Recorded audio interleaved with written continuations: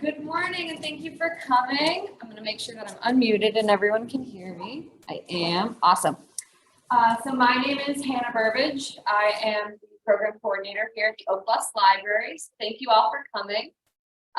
If you heard about this through the paper, wonderful. We have lots of outlets where you can hear everything.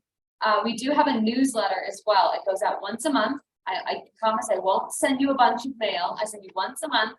And it just has a long list of all the wonderful programs we have, like Roxanne coming in. If you'd like to sign up for that, feel free. I have a clipboard in the back of the room. If you're coming in from the internet, you can send me an email and you can find that on our website or just connect with me afterwards. But without further ado, I'd love to introduce Roxanne from Garden Wisdom. Thank you, Hannah, and thank you all for coming. I'm going to try taking Hannah's tap dancing class, which she offers, because I find it to be so intriguing and I love the sound of it. So, anyways, you might see me one of these days. I am the manager at Oak Leaf Landscape, the landscape manager, and I also recently got my permaculture design certificate. And a lot of what you're going to see in this garden today are things that I've learned from permaculture and applied to this perennial food forest. And there's a story behind it. So imagine that you are a gardener and that somebody comes up to you and says, how would you like to create a garden that is your garden? And any kind of garden. I trust you with this. Any kind of garden. I said, yeah. And here's a space where you can do it. So I started thinking about, this is like a dream come true, right? For a garden. My brain went into overdrive. It was about 18 months ago. And I really started thinking about if I could do any garden, I would do a completely different garden than the way what I would call traditional garden. I immediately said I wanted to be all edible, or I wanted to be a strong pollinator element, good for the beneficial bees and wasps, other insects. Or I also wanted it to be like a medicine chest of herbs that I could use instead of buying herbs. So I really got to think food forest in a way that was completely different than my traditional, what I call. I knew I wasn't going to be growing tomato plants, for example. So that's how it all got started. And I was given an area. And I had my first idea was, I'm going to decide where the center is so that from there I can work my way out. So just imagine, it was kind of daunting. You're walking around in the woods thinking, all right, someday this is going to be a garden. And I chose the orthogonal shape. The reason for that is the octagon represents new. If you look at this symbol, it represents starting over. That's how I felt. Like I was going to start gardening like I had never heard before, like I was brand new. So this tree represented the center, and then I had the arduous task that was hard for me of identifying all the trees that went down. I had a plan, which was that all the wood went to a close friend that has the wood burning stove, but we want the branches and upper part of each tree being chipped to make the foundation of what is going to be defined as the garden space. So you can see in this slide that all the undergrowth and all the surrounds of the octagon was the wood that was chipped of the trees. What that does is those wood chips promote microbial growth. If you've ever taken a shower into a pile of wood chips and seen the white algae, which are all the fungal communities speaking to each other and interacting with the bacteria. So now the soil is being enriched and from its natural trees that are already living there. And in the middle circle, there was compost pretend to define the octagon, but it wasn't live compost. And live compost is very important. I don't know if you can see these, they're sort of piles of soil that are more brown in color on top of that black soil. So what I did was I contacted a farm.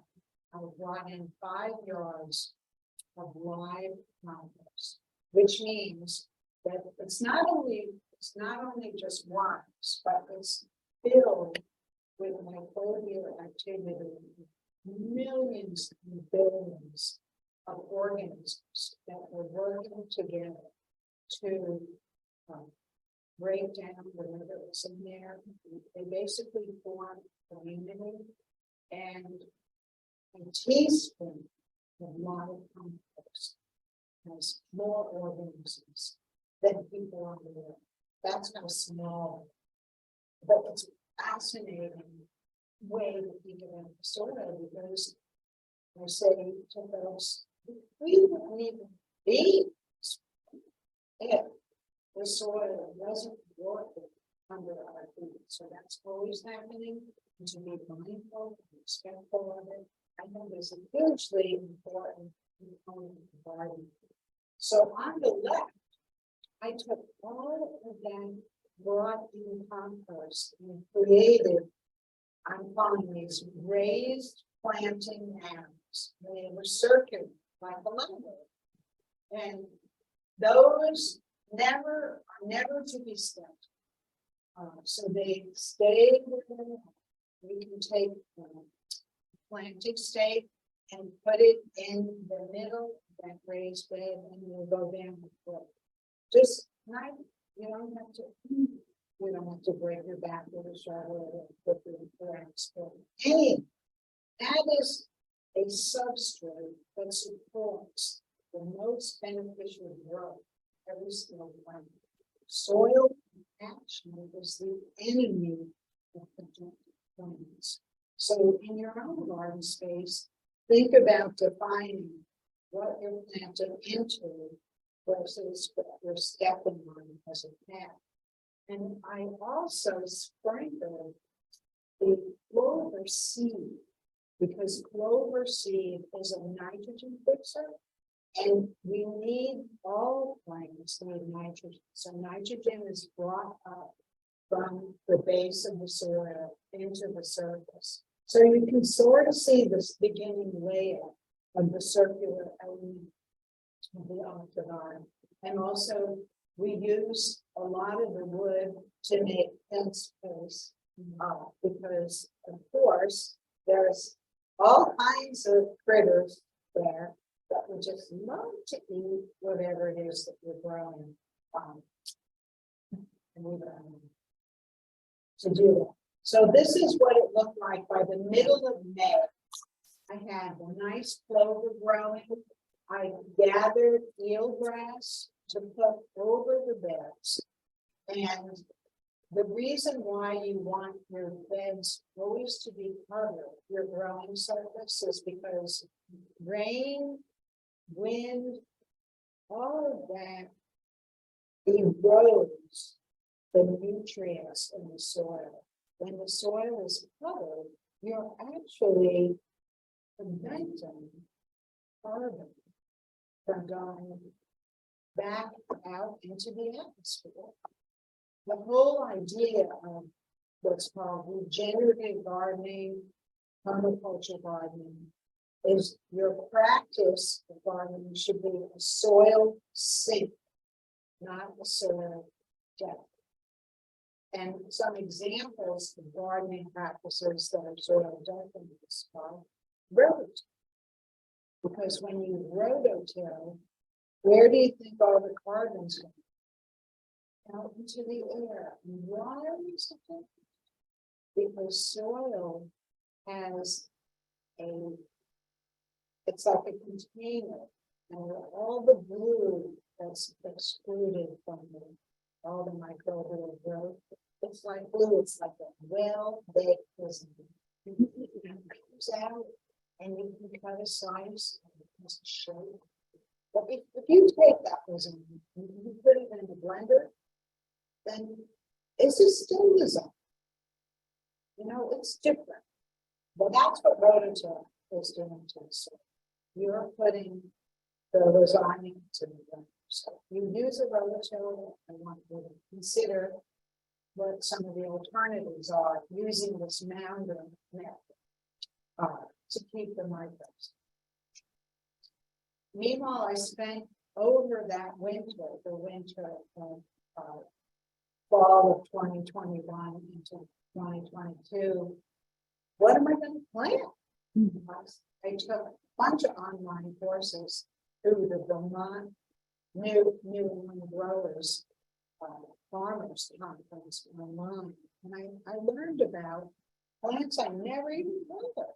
And I thought, I'm going to try some of these because this is my new garden, and I'm not going to grow tomatoes. So I ordered so many plants. Some of them worked out great, some are complete flops. But remember, it's a experiment. Life is a project, right? Every day you wake up and you adjust. And I unloaded them and brought them to the site. And then I had to figure out in my planting mounds the place. This is going to get tall and shadow that. Where's south?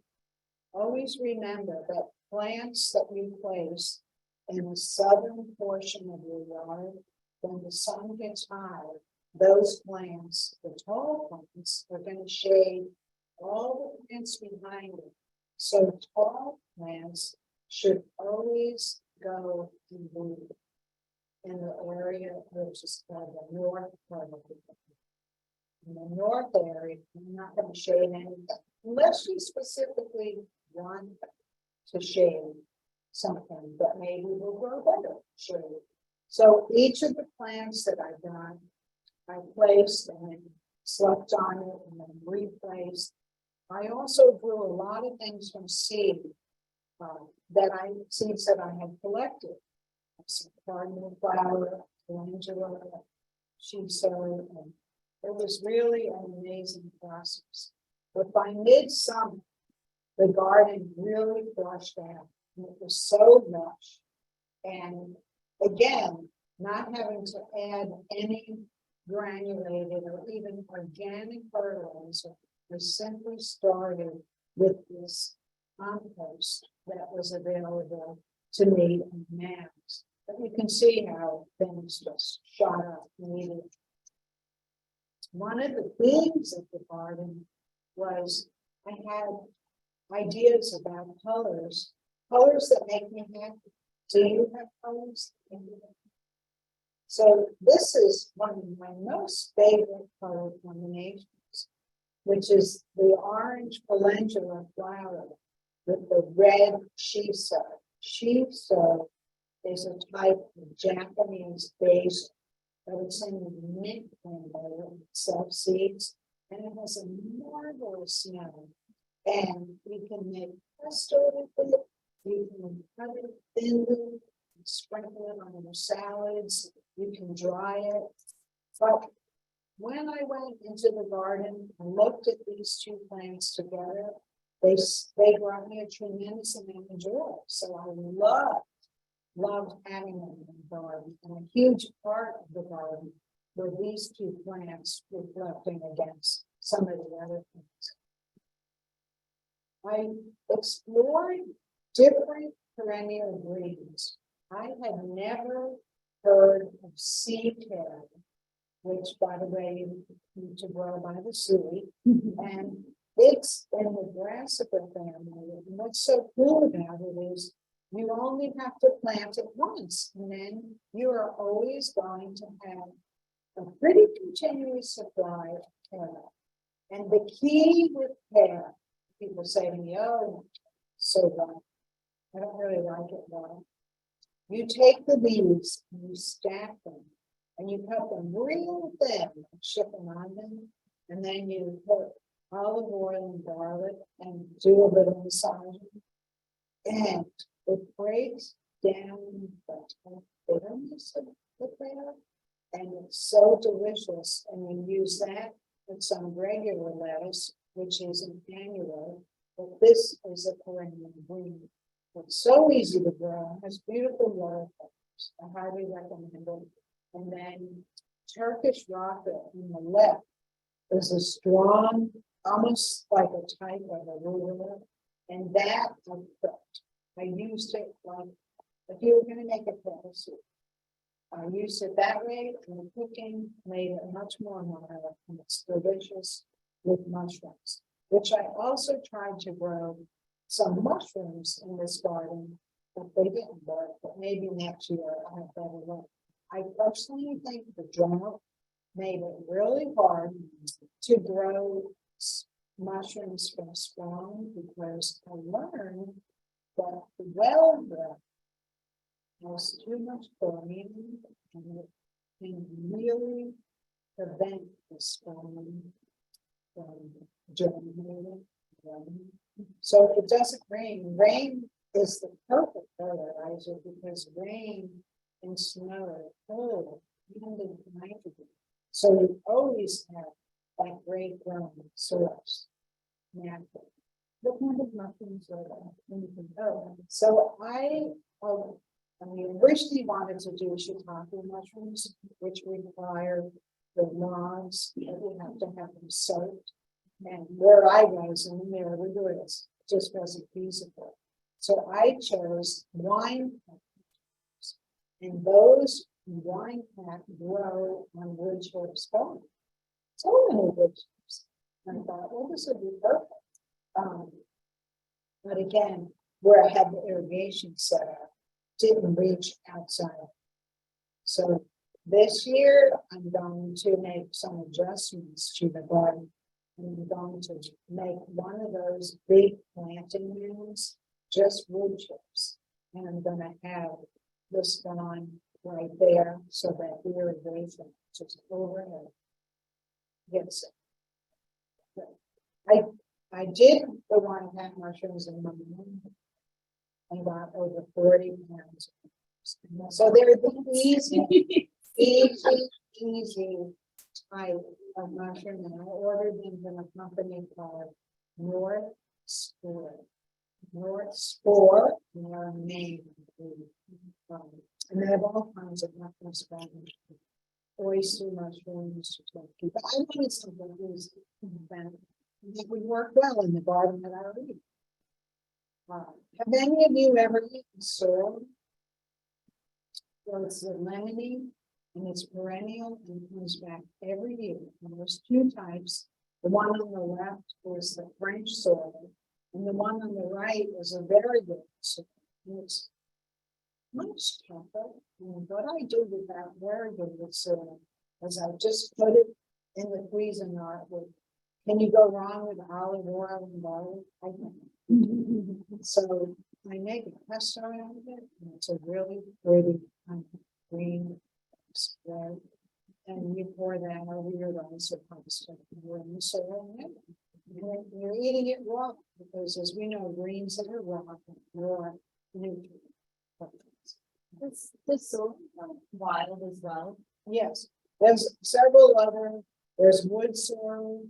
And there's several others, and they, one of them looks like clover, yeah, and then the other one, a sheep sorrel, kind of has a long pointy, almost looks like a spade. Yeah, a little, but smaller. And the sheep sorrel is very lemony, and so pretty much is the wood sorrel. It tastes like that, as little yes.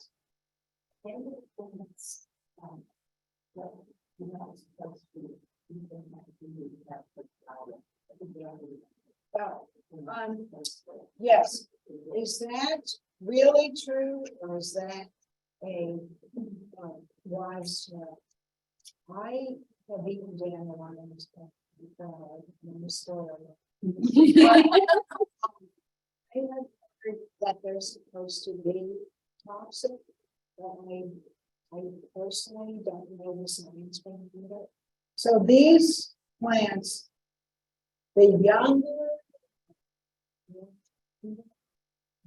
the more they're tasty. So if you are not used to that rough taste, I'll never forget the first time I ate bacon when I was dating a guy from the South. We were driving through them, and he said, you know, it's going to taste a little bit different than it used to. I love it. Whoa. I mean, it is a strong flavor. The fruits, wild animals, what else? And the older they get, that's why I think the cooking can help. So those are other perennial greens. And then I found seed for a perennial arugula. And I love arugula, but it's an annual one. And if you let it go to seed, you can get some sparks of new arugula sprouting. But I found this perennial arugula to be a lot more sturdy plant, and it grew beautifully and came back. Thank you. Yeah, sorry, someone had asked that, if someone asked the question to repeat it, so I will just do that for you. Okay, I certainly will. So the arugula perennial, you can get it in most seed melons. And then, has anyone ever heard of perpetual spinach? It is delicious. Kind of like a cross between spinach and Swiss chard, but not as tough as Swiss chard. And it comes back every year, kind of forms a form, and it just comes back. And that's the part I love it, because the whole idea around having a perennial, because instead of starting from spinach every year, these things are going to pop up in the spring, just like your perennial flowers. And I find that to be a win.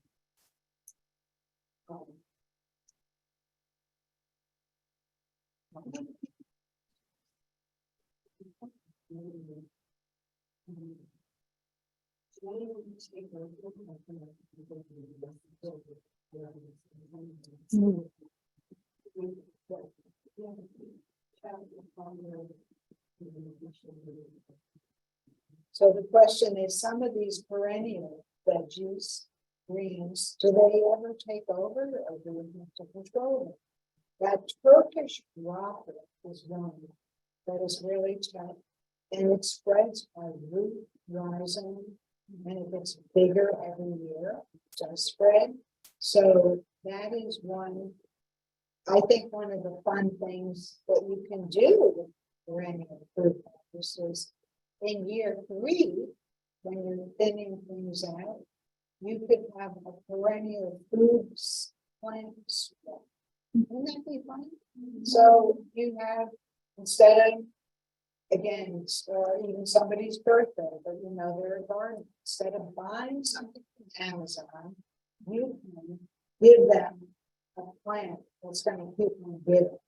Hopefully they'll like the taste, maybe with the recipe. So there's a few things. The perennial sea kale is big, but I would say maybe in 6 years, you'd be learning about dividing. Another plant that's not on the slide that I planted in this fruit bars is horseradish, just one. So that you only plant it where you want it to live forever. Never get rid of it because it actually puts about 3 feet down. But I'm going to this spring dig it up and I'm going to make my own horseradish and look for a couple of recipes on it. So I will see how it turns out. You know, it's going to be experiment.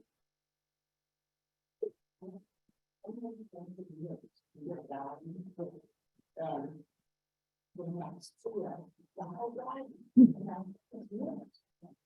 So what we did, we put them in a pot in the ground. You just put it in the pot, no. Because we went and had this food. It was a hell.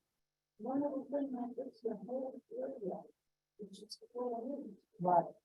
So the comment was about what do you do with mint? Does it take over your garden? So mint is an example of an herb that spreads through its roots, very aggressive. So it should always be planted in a pot. It could be a pot near your garden. It could be a pot even buried halfway into your garden. But you will have mint everywhere. You need a sharp shovel and you dig it out. Mint, by the way, is a deterrent to rodents. So I planted mint all around the foundation of my house. And also it's a deterrent to skunks. And I also put up motion lights around the response side to under my deck. And no, right there. It's good for a lot of things, but it will take time. One of my discoveries was I love ginger and I buy ginger. We all know that ginger doesn't grow in New England. So I tried this myota, which is a plant from parts of Asia that is very common. And you harvest see that little yellow flower there? That is what you dig up and harvest. And they start appearing in August. And they appear all through September and into October. So I dug those up and then I pickled them. No cooking, just wash them out. And I'm still eating them. And they are so delicious. But what I love about them is they have a much smaller carbon footprint than buying ginger from far away. So part of the principle of the garden is what am I going to do to reduce the carbon footprint? I'm using things that are going to come back every year. So that box of plants that I had to buy from far away, I'm not going to do that anymore. So a couple of plants that big the dust that I really want to try again. So now, is this a head-on replacement for the ginger we're used to? Not really, but it does provide a ginger flavor and it easily spreads, not as aggressively as mint, and it's a step in the right direction. Does it have the same like properties that ginger gives you? Yes, and it also is one of the things that's an expectorant.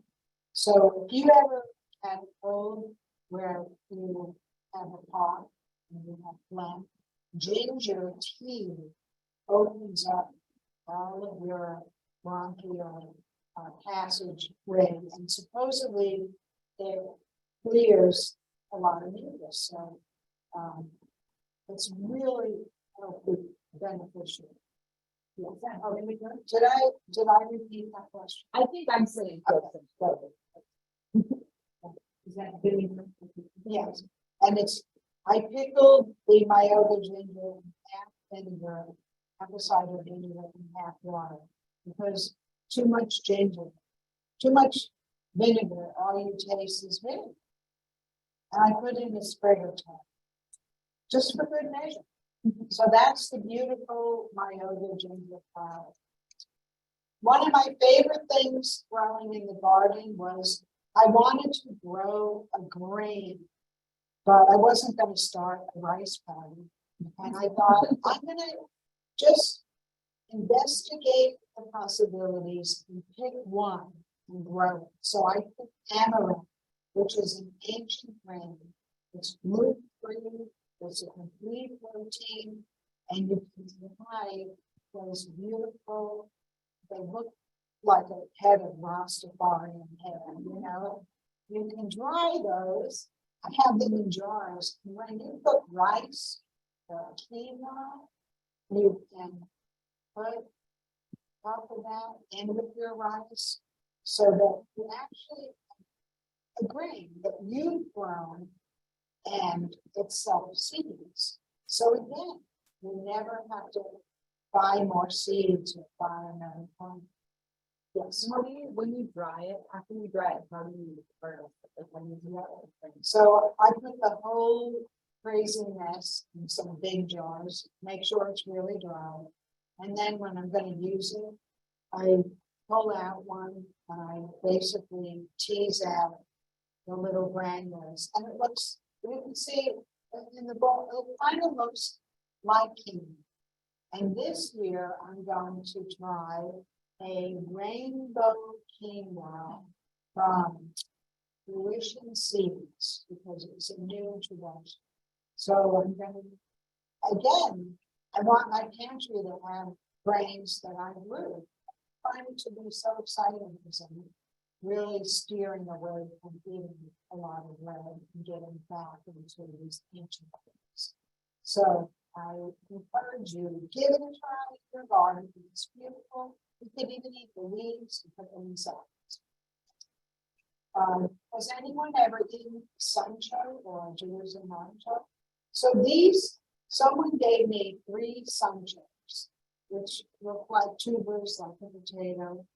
And can you see the top of the fence post there? That fence post was 8 feet high. Look at those sunchoes. They're monsters. And that is that good compost. Everything grew supersized, but then the things were just enormous by the end of the growing season. And from those 3 little tubers, I got the flowers and a half a bucket, I mean, this much. I'm going to say about 5 to 6 pounds of sunchoes. And some I gave away, and then I did everything, boil and mash, peel some, and fry them, try them in potato chips. Was tons. I think my favorite way was boiled and mash and smothered. So that they're again something that's going to come back every year. Never have to buy again. I also wanted a strong pollinator element in the garden, and I chose a bunch of different plants. Some of them are listed in the handout, but the 2 that I was most fascinated with was the blue vervain. I found out that it is a native to our region, and it is so beautiful to look at, and the flowers for over 8 weeks, and it was always filled with not just a bumblebee, but all different kinds of bees from tiny microscopic bees, and also beneficial wasps. And then after doing the research, let's say you have a field of this bird, and the native indigenous people, they took the seed heads eventually turned them, and they took them and dried them, and they are complete protein.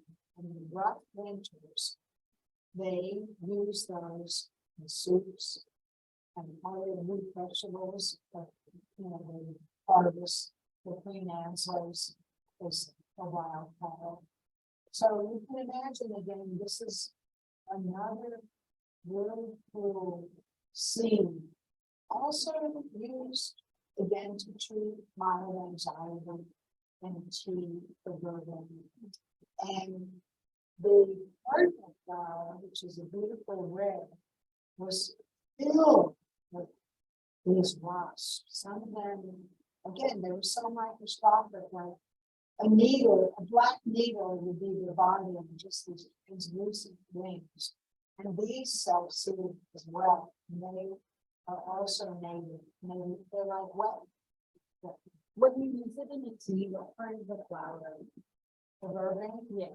we don't need a lot, so see that one? Mhm. You're going to snip maybe a third of that. Yep, like one of those stems, and in boiling water, and I added lemon balm to that, because it has such a lovely flavor and tea, and it's also supposed to be good for the health. And it was a great combination. And a little bit on it. So those were a delight to try. And then, yes. Yeah, so when you live compost, yeah, thank you. What do I mean by live compost? When you buy compost in a bag, let's say you go to a nursery and you buy some coastal Maine rotted manure, or you know, lobster compost, all of that stuff. So those fertilizers in plastic bags are sterilized in huge machines, because it's illegal to sell things in plastic bags that are filled with worms and other, you know, they can't breathe, get smelly and decompose. So though that is stuff. Other sterile compost, compost that you buy, I won't mention any names, but some of the big places on island where you can get a truckload of compost delivered. So live compost, you could either make in your backyard, or you can buy from a farm that has farm animals, and that they have huge compost heap, and they sell it by the yard. So that compost, if you look at it, what you see with your naked eye are earthworms, other kinds of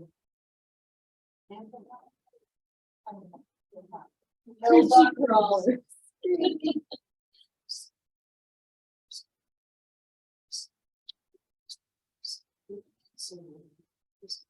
And some of them are bacteria and protozoa, and some of them is two different kingdoms, right?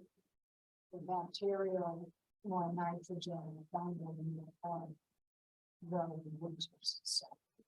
And that wild compost is what is eating the roots of the plants, so that you don't need to buy granulated fertilizer.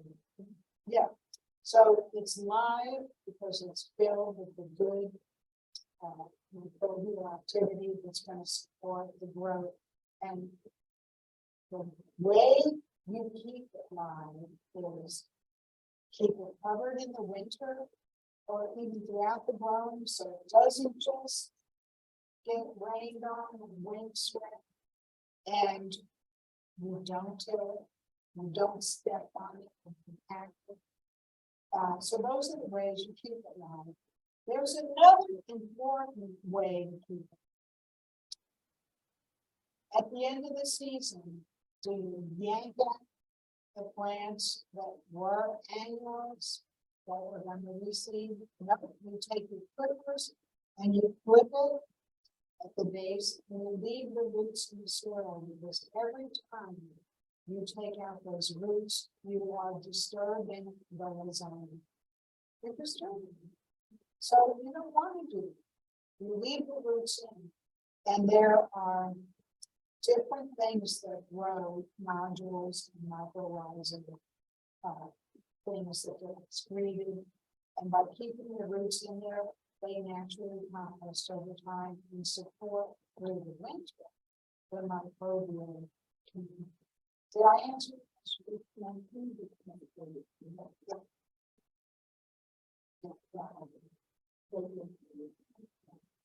Yeah.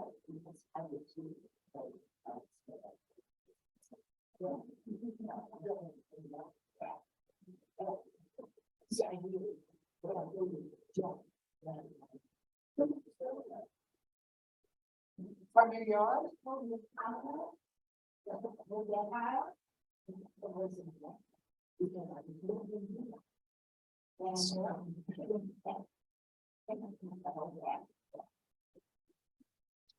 Well, what is that saying that goes on?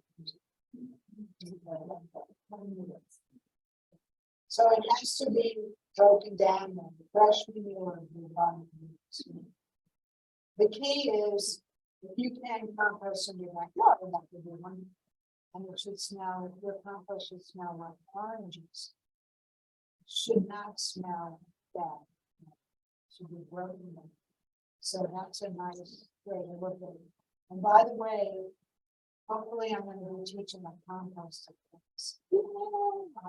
Out at the Island Garden Farm, with a combination of IGI and other writers. So let you know, if you're not on the list, when you leave. Yeah, it's fun.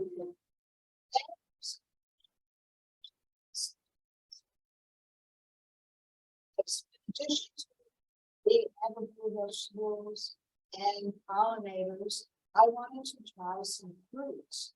And have any of you ever grown currants before? Because currants are much easier than fruit trees. They're a shrub, they're about 2 to 3 feet high, nothing eats them, the fruits are small, and they don't get any diseases. And I chose this clove currant, which is also a type of black currant, because it is the hardiest one from New England. And in the spring, there's yellow flowers. They are considered an early pollinator,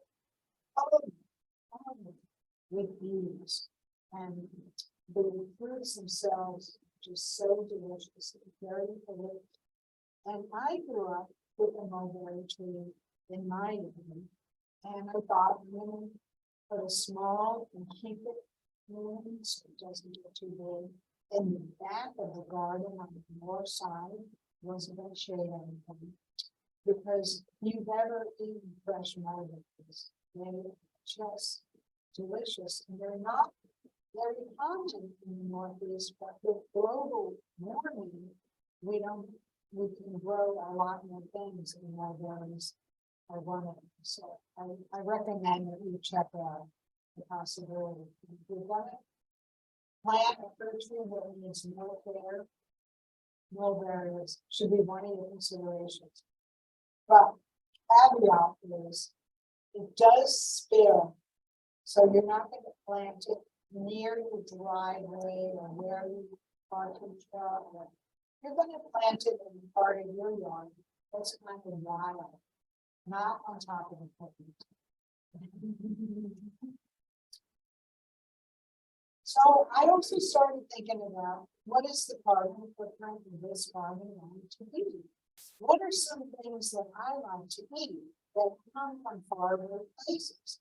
Well, one of the things I love adding to food is sexual encounters. So if you like cocktail, like I do. So I got a male and female sexual plants, and I will hopefully this time next year be able to report to you that I was able to harvest some sexual plants and dry them and successfully use them. Again, just another idea. Where did it come? Far away, carbon. Growing it in the yard, you're reducing the carbon footprint by choosing it as well. So, at the end of the season, I thought, I'm going to have a garden opening Monday. It's going to give me plants instead of plants like me, to me, are a type of plant.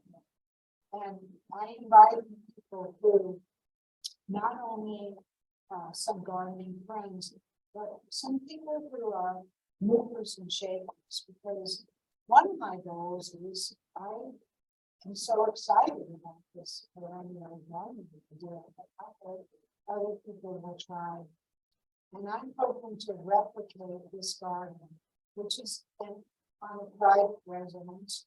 I'm hoping to replicate it in a public area where people can come and see it, you can actually teach classes about, here's how you do it, from start to finish.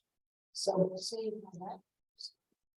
And when I was tagging the trees, that I was going to have cut down, and said this little prayer and thanking them, and then I was walking, and there were these ladies.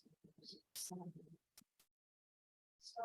it was made me feel like it was a good ornament. I was getting a blessing. And I'm still, and usually really happy. I really started with that, identifying that one middle tree, center of the garden. This garden, so dreams really do come true. So now we can talk about some particulars, because I would love for you to look at the list and just take a moment, and you can chat with the person next to you or not. And I want you to tell me if you have plants on that list that you have tried and or that you would like to try for this upcoming wrong season. Do you have a file of this list that I can share with the people online later on today? Great. Emily has it, she can send it to you. Yes, yes.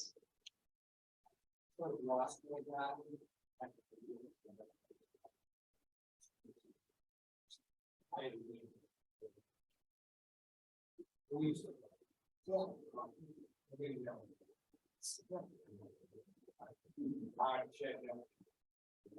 I look at it now. So, but I want to do it.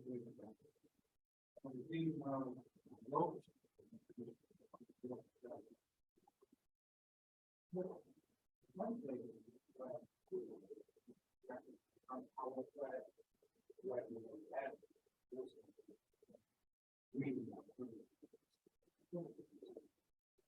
Rush where I do some, I don't know what.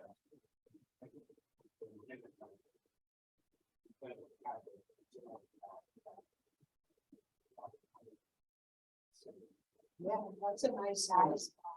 And some. Yes. So, for many rush I do something better. Take all the trees down. We're gonna check them out.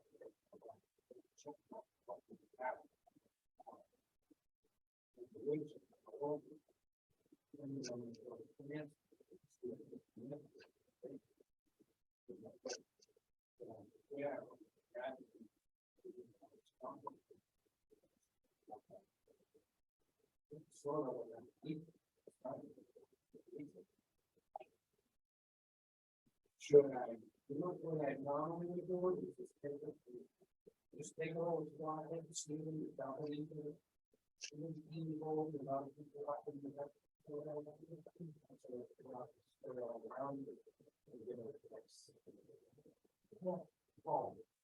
So to review the questions, let's say you have a garden that has gone down for a few years and you want to resurrect. What is the best way to go down without disturbing the soil, using the resources in your yard and on your hand? So I had a wild area mining that I turned into a garden. And I highly recommend this approach. It works very well, which is after you either brush cut or however, it might just be mowing, it's a grassy area. Let's say it's not a garden, let's say it's a part of your lawn. The recipe is 3 layers of hardwood to 18 inches of wood chips on top of the hardwood. Ideally, you do that 6 months to a year before you're going to do your plant. That is going to use all the nitrogen and all the plants you cut down. It's going to keep the soil substrate intact, support the microbial growth. Cardboard is breathable, so are the wood chips. When it comes time to plant, there's two possible approaches. One approach is if you're planting something large, you're going to take a sharp shovel and you can make an X and pull back the cardboard. It could be an X of 6 inches, 3 feet. You're going to be planting a tree. And you're going to plant right into the soil underneath the cardboard. When you bring back the cardboard and wood chips, you never want the wood chips to touch the bark or the stem of a plant, because especially new wood chips, they take carbon and nitrogen to actually break down. So they're going to take nitrogen from whatever it is you're trying to grow. So you don't want any touching. That's where I use the eelgrass that I use of some plants, because it's a neutral substrate and it keeps things moist. It doesn't take out any nitrogen.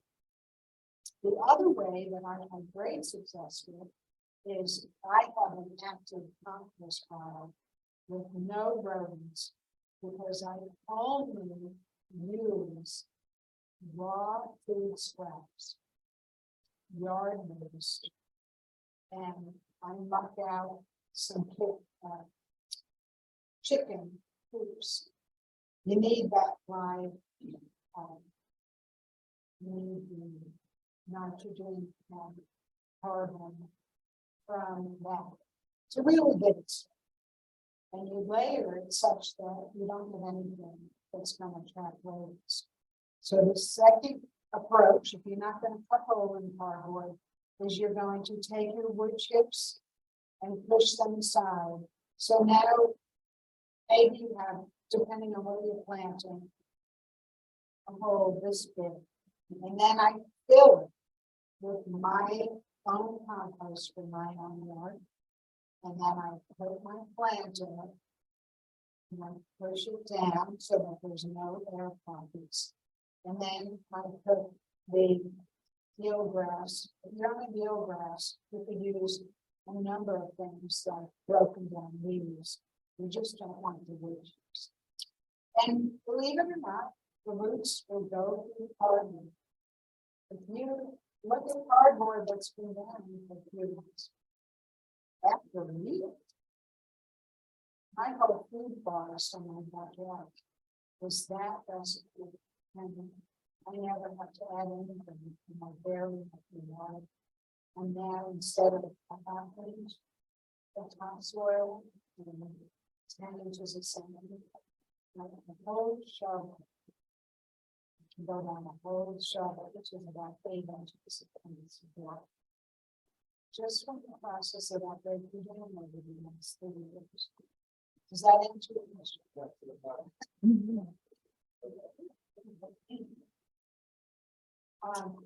So take a few minutes, just look at that, and then I want to go over some of the things in there that weren't in the slides.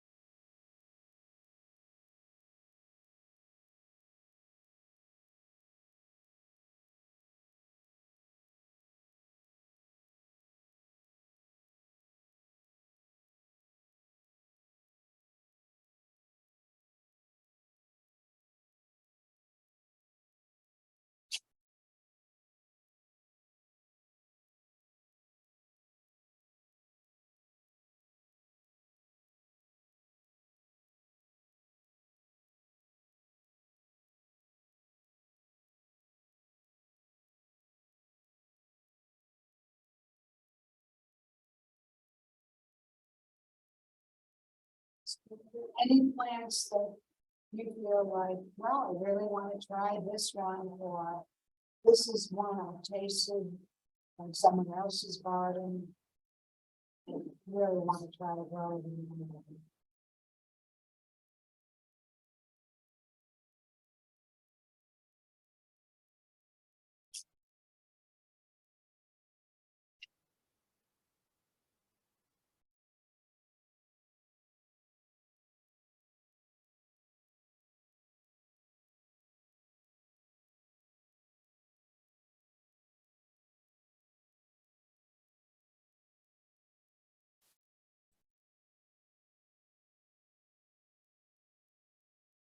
Any favorites popping out of it?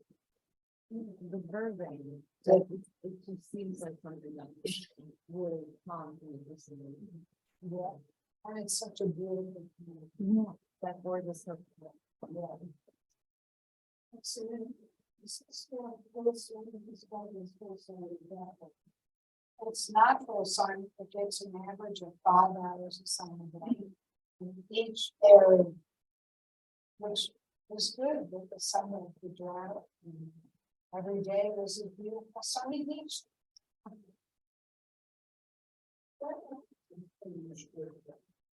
Sage.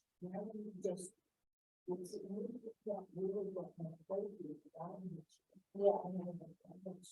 Yeah. The question is, what is sage good for? Well, it's an old world seasoning that people put in butter. So sage butter is flavoring that people put fish in especially. But also if you believe in vibration plants, you can dry it and use it as a smudge. And it can really refresh the smell and cleanse it. That's my favorite use for it. Also sage flowers. Does yours flower? Yeah, usually when they get big, they flower. And you can dry the flowers and put it into it's a liver detox cleansing too.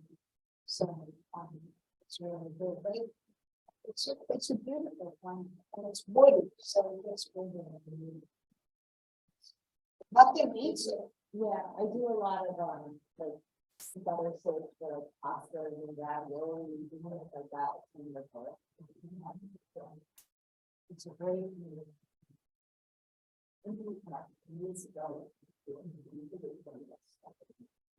Yeah. Right, or whatever you have in turkey, you can use it in chicken as well. Yeah.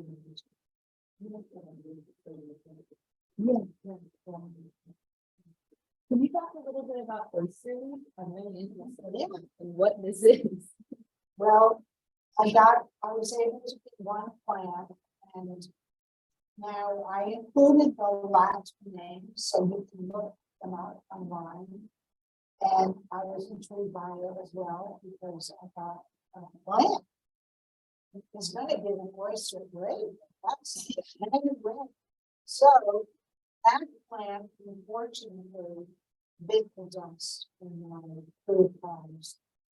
It lasted until I'm going to say half the summer, and then other things basically organized in a lot more space. So I'm going to get 3 of them this year. I'm going to give them a lot of room. So hopefully I'll be able to report on how I use them and enjoy it. But isn't that unique sound? And it grows in the maritime islands in Nova Scotia and in the Pacific Northwest. So it's a coastal plant, so it should do that. Yeah. You just certain, layers of this stuff really involved. That's a really good question. Where did I get all these plants?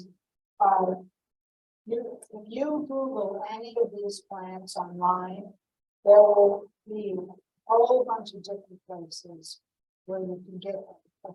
One that I like the best, which I should have put the link on here, It's called One Green World. One Green World. And they have a huge selection of unique edible plants. And the downside is that the plants come all the way from the Pacific Northwest. But all the plants are botanical. They're so healthy and so mature and so well packed. And then I would order things from other nurseries, and honestly, a lot of the stuff just seemed mushy. Well, it wasn't as strong as this. So I like them the best. I'm ordering plants now for spring. It's just like the seed catalogs, popular books, they're already selling. Oh, that you can get on a wait list. You know, the pandemic really changed gardening. So now a lot more people are considering it and considering going back to it. And I think it's fabulous, but the supply chain issues and I think some of these unique things, there's only so many, but, you know, there's a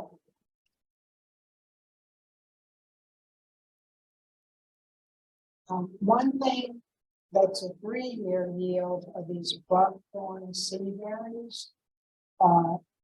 Those are on the second page under the fruits. Siberian splendor sea berry.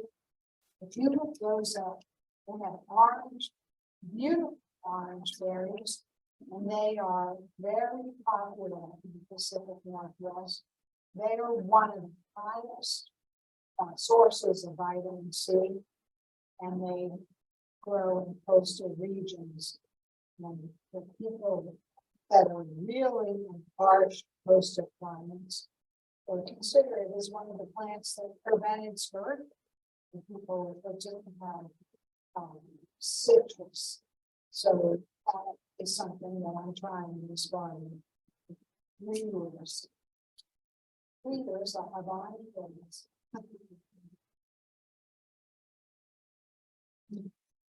A book I want to recommend, it's not a new book, it's called Teeming with Microbes.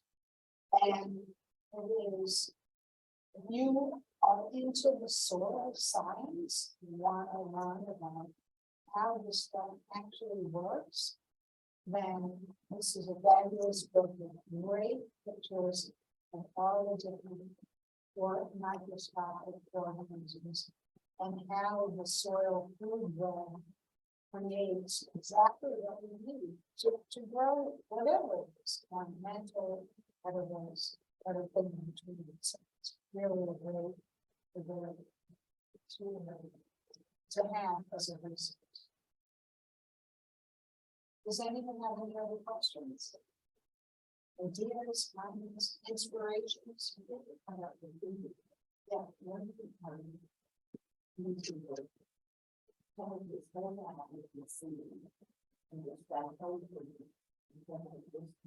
Yeah.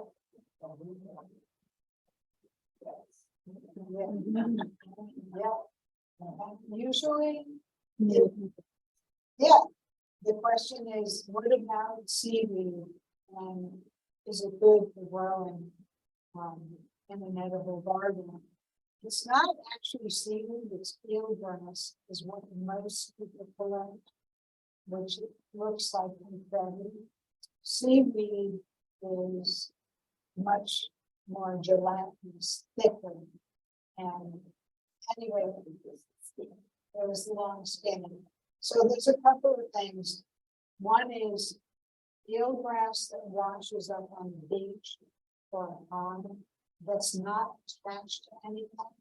I asked the shell biologist on the island, it's okay. And they said as long as it's dead, basically, and it's good for 2 to 3 years. And the only harm of collecting a lot of it is it does protect nesting shorebirds as a way that not actually make a nest out of them, but use it to camouflage. So of course, whenever you're collecting anything, don't take it. And it is filled not with vitamins, but with micro minerals. And as it rains, it adds a strong mineral base to the soil. So seaweed mulching is excellent for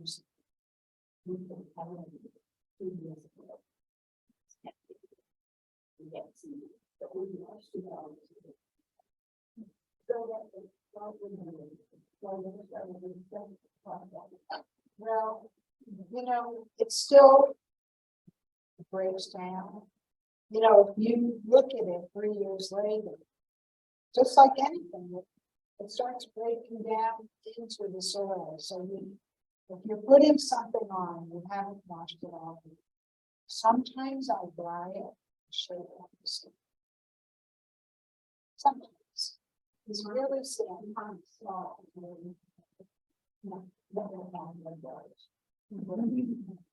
Yeah, that's what I do.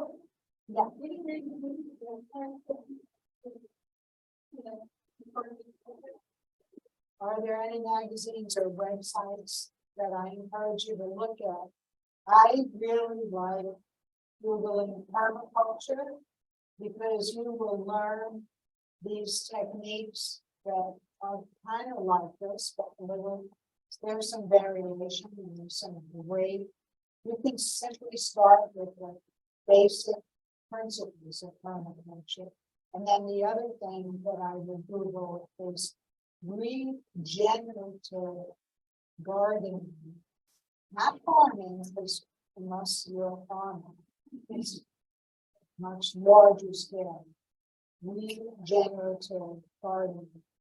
And the basic principles are that you are going to use, you're going to pay attention to the soil, you're going to keep it covered, you're going to compost that you can add to the soil, you're not going to compress and pack the soil, you're going to leave the roots in the soil, even for annuals at the end of the season.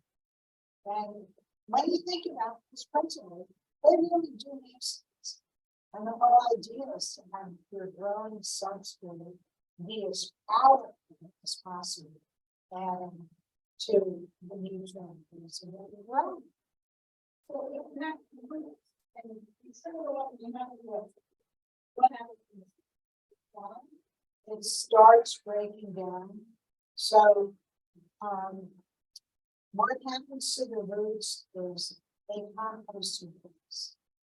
And when you pull them out, you're disrupting the shape and the cohesiveness of the soil, like the design. Which brings me to another point that I didn't mention in the slideshow. Polyculture planting is much more beneficial than monoculture. So you look at somebody's garden and they have a row of tomatoes, and a row of beans, and a row of lettuce. That is a monoculture type planting. I kind of have changed my approach, and I plant everything together: flowers, veggies, pollinators, all together in areas that the 3x3 area you could typically reach into from all sides without compressing the soil. And so plant communities are stronger than singular plants. So it's just like people, it really is going to be much more beneficial.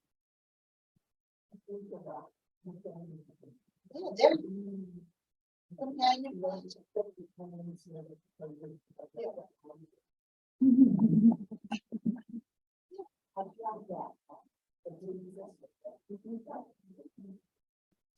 Yeah, the trial and error, you know, the more different types of plants you plant together, this, they're going to support each other, and this is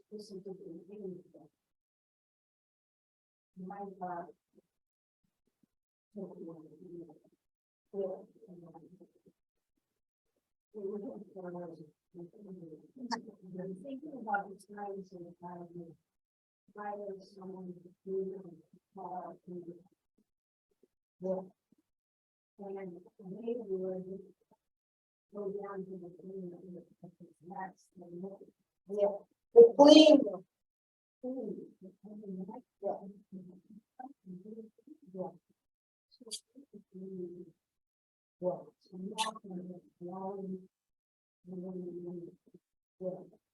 And you see it all the time.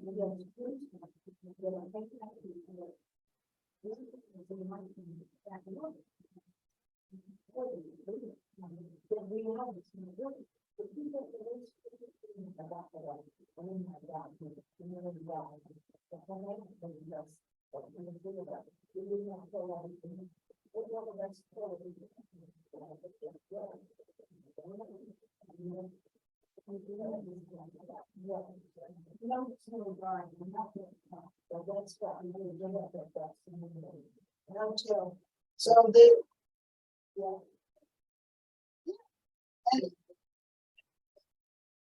it's much better to leave the leaves and stalks until I think the first week in April, when the bulbs start pushing up, is when I start doing some garden cleanup. And the first thing I do is cut the stalks and the seedlings to the base. And then when things really start popping up, mid to late April is when you start removing leaves and they go into the compost. So yeah, it's much better. Everything that's resting in the winter, I appreciate the layered leaves and stuff. So leave the leaves. That's a program I hope to do next Yeah. year. Because a lot of people just don't know about it, you know, and once you find out about all these wonderful Yeah. things that can happen from you not doing yard work. Well, You know, yes, so exactly. just watch a movie instead. That's right.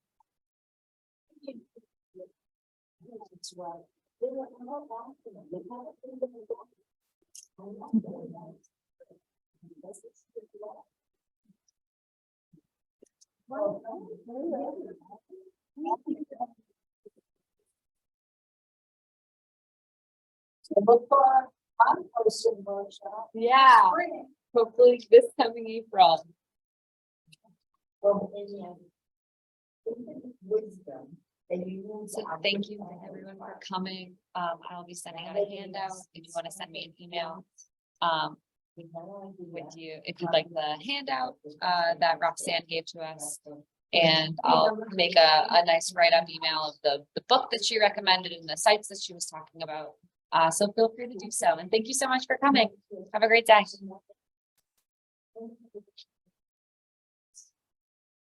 Yeah.